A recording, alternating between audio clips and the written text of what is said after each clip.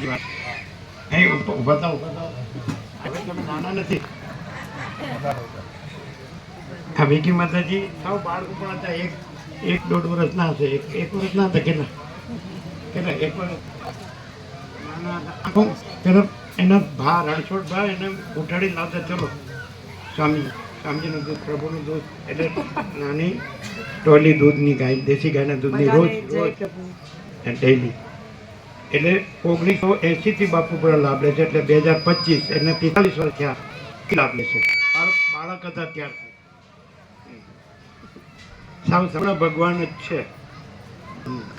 બધા પરમાત્મા જ છે પ્રભુ, દરેકની અંદર એ તત્વ છે અને તે માણો એ જ મહત્વનું છે આ જીવનમાં.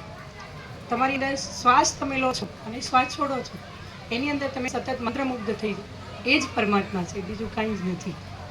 સર્વને જય પ્રભુ. આખું ફરી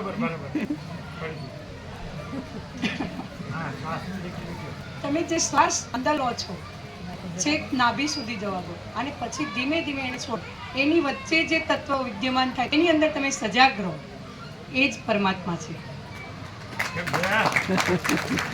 શોર્ટ એન્ડ સ્વીટ. તમે શ્વાસ લ્યો.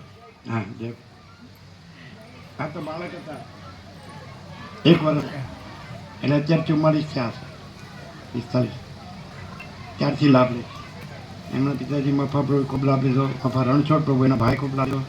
રણછોડ ભાઈ એમને લઈને આવતા આંગળીએ, ત્યારે આંખો તોડી ઉઠાડીને ઊંઘમાંથી લાવે ને, અને બરણી પાસે દેશી ગાયના દૂધની અમારા માટે રોજ. અમે વડ નીચે રહેતા, ગામથી 1 કિલોમીટર દૂર.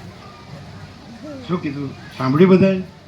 તમે જે ઊંડો શ્વાસ લ્યો છો, નાભી સુધી જાય, પછી બહાર આવે, વચમાં એ જે શ્વાસ છે એ જ પરમાત્મા છે.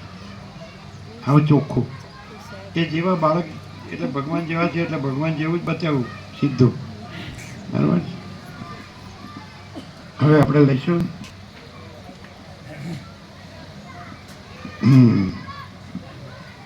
આપણે બોલાવવા પડશે આનંદ પ્રભુ.